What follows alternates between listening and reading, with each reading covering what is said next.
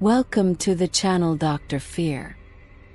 I had been driving for hours on the deserted road, the darkness of the night making the landscape even more intimidating. The truck's headlights cut through the darkness with a narrow beam of light, revealing only the asphalt and the vague outlines of trees at the edge of the road. The radio was off, and the only sound breaking the silence was the constant rumble of the engine and the whisper of the wind passing through the closed windows. Fatigue was starting to take its toll, and I struggled to keep my eyes open. That's when I saw something that seemed out of the ordinary. A solitary figure on the side of the road.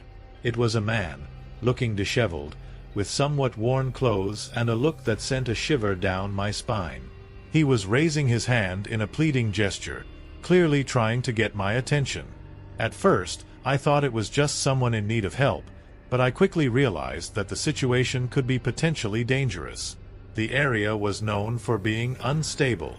It wasn't uncommon to hear stories of drivers who had been deceived by strangers in similar situations, only to find themselves lured into an ambush. The environment was oppressive, and I knew that stopping there at that time of night was risky.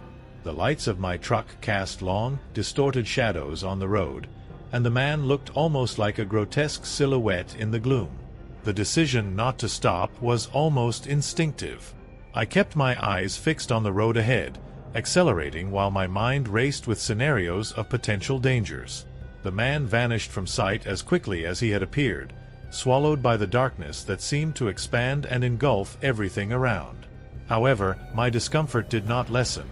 Instead, an unsettling feeling took over me, as if I were being watched. As I drove, my thoughts kept revolving around the sighting. I tried to convince myself that it had only been a hallucination caused by fatigue, an optical illusion created by the shadows and the weak light of the headlights. However, each time I passed a curve, I expected to see the man again, as if he were a warning sign that I couldn't fully understand. A little over 200 meters ahead, the same man appeared on the road again.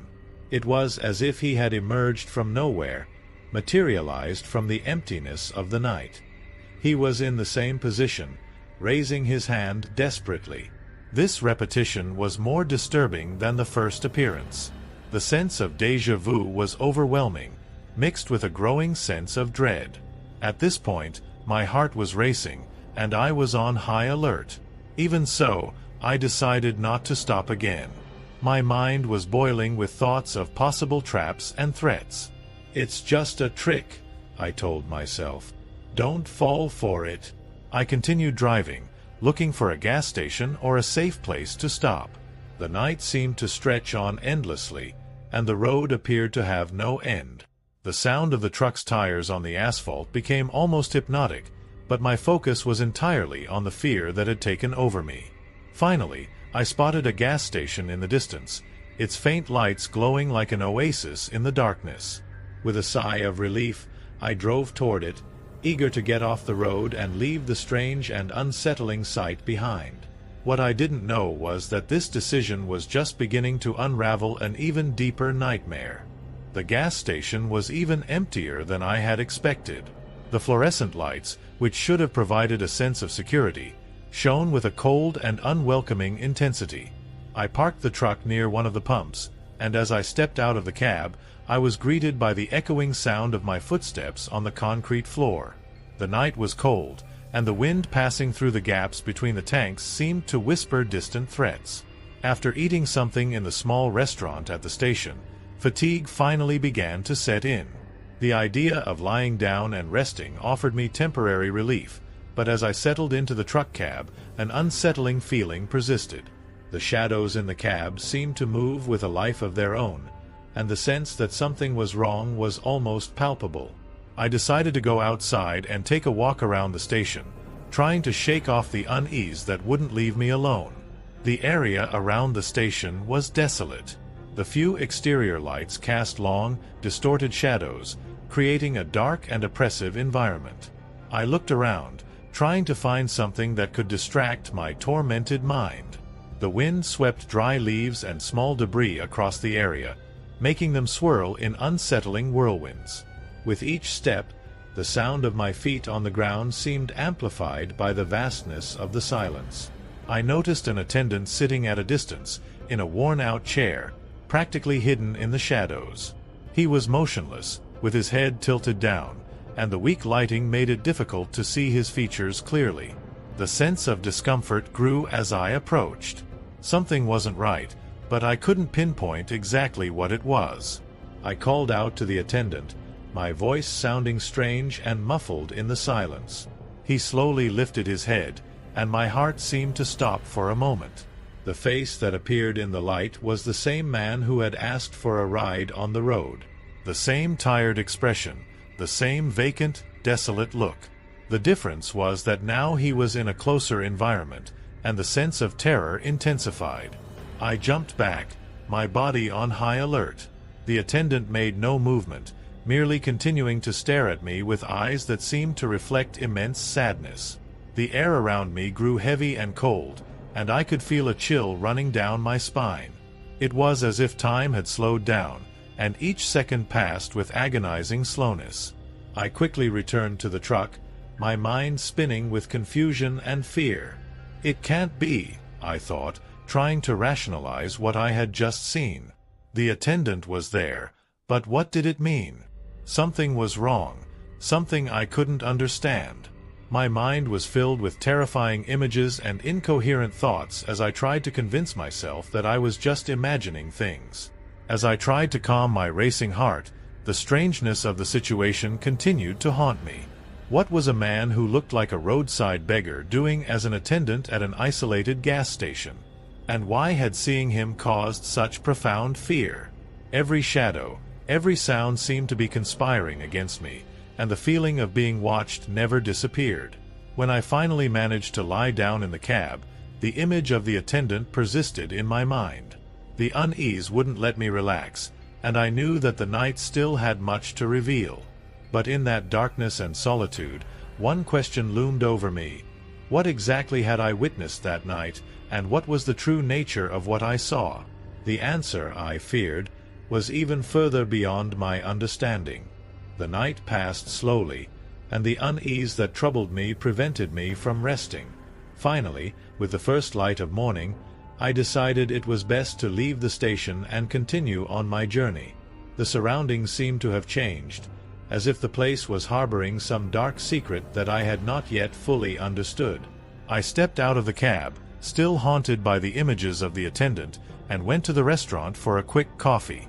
The place was deserted, except for the solitary attendant, who was still sitting in the same chair. He seemed to have moved only slightly since the last time I saw him, but his gaze remained fixed and distant. I felt a pang of frustration and fear at the strange coincidence, but forced myself to stay calm and move on. The exit from the station was quick and uneventful, but the feeling of discomfort persisted. The road stretched out before me, deserted and silent, with the dawn's light beginning to illuminate the horizon. I tried to focus on the road and the hours of travel ahead, but the thought of the attendant and the repeated appearance of the man on the roadside continued to haunt me.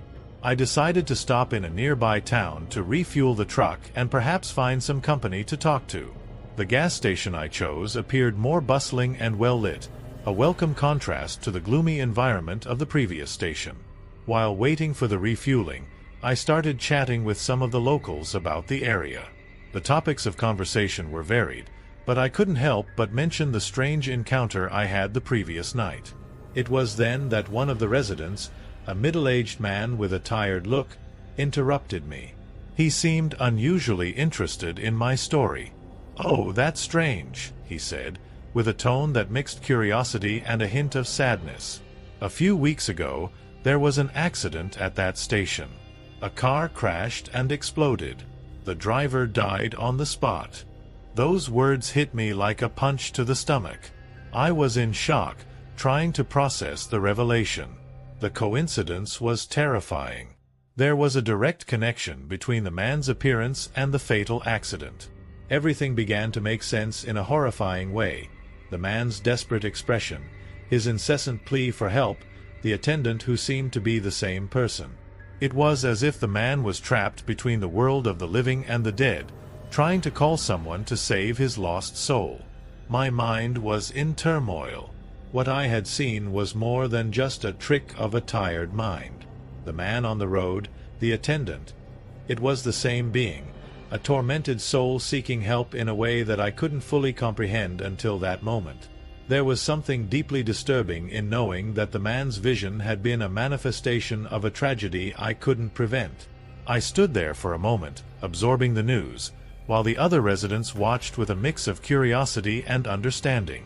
They seemed to accept the story with a resigned sadness, as if such events were an inevitable part of life in that region. I was consumed by a sense of helplessness and guilt, knowing that somehow I had witnessed a desperate cry for help that could never be answered.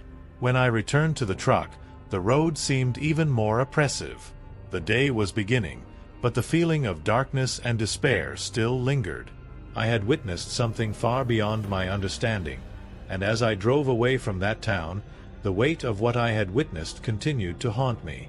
I would never stop wondering why the man's soul had chosen to reveal itself to me and why I couldn't do anything to help him. And so, with the mystery still hanging over me, I continued my journey, trying not to look back, but carrying with intensity the memory of the night I saw the man, a lost soul in the darkness, seeking help that would never come in time. As I continued my journey, the road seemed endless, and the landscape passing before my eyes was a succession of shadows and flickering lights. What I had discovered in the nearby town weighed like an anchor in my chest. Each kilometer felt like an eternity, and I found myself constantly immersed in thoughts about what I had witnessed. The man on the road, the attendant, the accident. All these elements intertwined in my mind in a terrifying and confusing way. The sun was high in the sky, but the daylight couldn't fully dispel the sense of oppression enveloping me. The road seemed like a winding serpent, and I constantly found myself glancing in the rearview mirror, as if expecting to see the man appear again, or perhaps some sign that I was being followed by an invisible presence. The feeling of being watched was constant, as if the very spirits of the road were observing me. The image of the attendant, with his vacant and sad expression, would not leave my mind. The fact that he had been the same person who appeared on the road seemed like a cruel twist of fate. I wondered if there was something more I could have done, if there was any sign I failed to interpret correctly. Guilt gnawed at me, and the sense of helplessness was overwhelming. As the sun began to set again, I looked for a place to stop and rest. Fatigue was starting to take hold of me, and the desire to escape that oppressive atmosphere was almost overwhelming. I found a small motel by the roadside, a modest place, but it seemed like a welcoming refuge compared to the dark expanse of the road. Parking the truck and entering the motel, I felt a brief relief as I was greeted by a friendly receptionist who, unknowingly, offered the rest I desperately needed. As I settled into the small and simple room, fear and sadness still weighed on me. The image of the man on the roadside and the attendant continued to haunt my thoughts. The connection between them and the fatal accident seemed like an incomprehensible curse. I tried to distract myself by watching an old TV in the room and trying to avoid thinking about what had happened. However, the silence of the night and the solitude of the room only intensified the sense of discomfort. Later, as I tried to sleep, a sound in the corridor caught my attention. The noise was subtle, almost a whisper, but the familiarity of the sound made me freeze. It was as if someone was walking slowly, an invisible presence seeming to approach my room.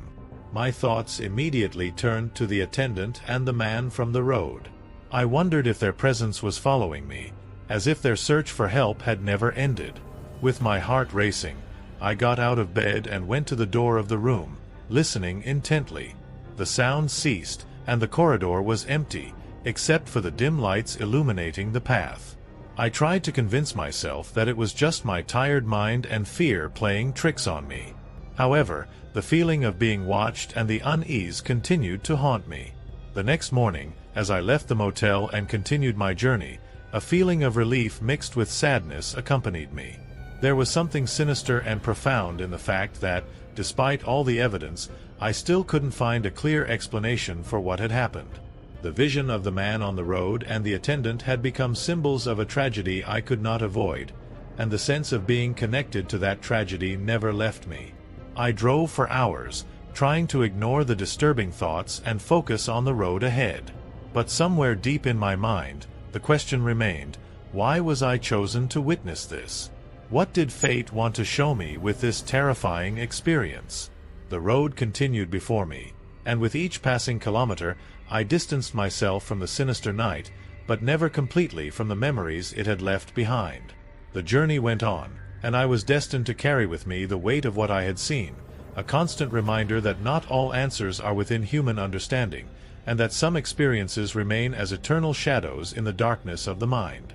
Finally, after a week of travel, I arrived in a large city where the frenetic pace and bright lights offered a welcome contrast to the darkness that had haunted me. I decided to allow myself an extended rest and, taking the opportunity, I went to a local cafe in the hope of finding some comfort and clarity. While having my coffee, a conversation with a group of truckers who frequented the place led me to discuss my recent experiences. There was something in the cafe's atmosphere, the warmth of the conversations, the familiarity of the expressions, that made me feel more at ease. It was then that one of the truckers, an elderly man with a penetrating gaze, made a comment that made me freeze. "You know," he said, looking at me with a mix of concern and curiosity, "there are old stories about people who see the same spirit repeatedly. They say these souls are tied to a specific place, but they also have something to show." I looked at him, confused, trying to understand the connection between his words and my own experience. The man continued, "Sometimes, these souls aren't just looking for help. They might be trying to communicate or leave a warning for those who see them." Those words resonated with me, and a new idea began to take shape. I had ignored a crucial detail throughout my journey, the name of the gas station. I decided to investigate further and spent the rest of the day searching for information about the accident and the station I had visited. It was then that I found an old newspaper article with a photo that nearly made my heart stop. The article talked about the accident, mentioning that the driver of the car had been a man who was searching for a specific gas station. In a surprising twist, the name of the station where the accident occurred matched exactly what I had seen. The twist came when I discovered that the driver of the car, the victim of the accident, was the attendant himself, the same man who had appeared on the road and at the station. It was as if he was trapped between two worlds, trying to alert about an imminent danger that was not just his own fate but also a warning to others. With my heart racing, I realized that the man had tried to show me something I hadn't fully understood until that moment. There was a connection between his tragedy and a warning that I failed to decipher, and he had tried to convey this through his repeated appearances. My encounter with him was not just an isolated event but a crucial piece in a larger puzzle. I returned to the gas station, this time with the intention of finding answers. The property was abandoned, but while exploring the site, I found a small memorial plaque hidden among the weeds. It honored the driver of the accident, and the plaque had a message about how he was trying to alert drivers to a road defect that had contributed to the fatal accident. The final piece of the mystery fell into place. The spirit of the man had been trying to alert me to a real and imminent danger, a road defect that could still lead to more accidents. Looking at the plaque, I realized that the man's message was not just a plea for help but a warning to avoid the same tragedy he had faced. I returned to my truck with a sense of closure but also with deep reflection on what I had experienced. The ordeal left an indelible mark on my soul, a reminder that some apparitions are not just hauntings but warnings from beyond to help protect the living. The road continued before me, but now there was a new awareness within me, a reminder that we are not always alone and that sometimes lost souls have a final message for those willing to listen.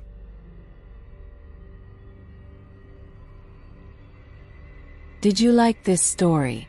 So leave your like, subscribe to the channel and activate the bell.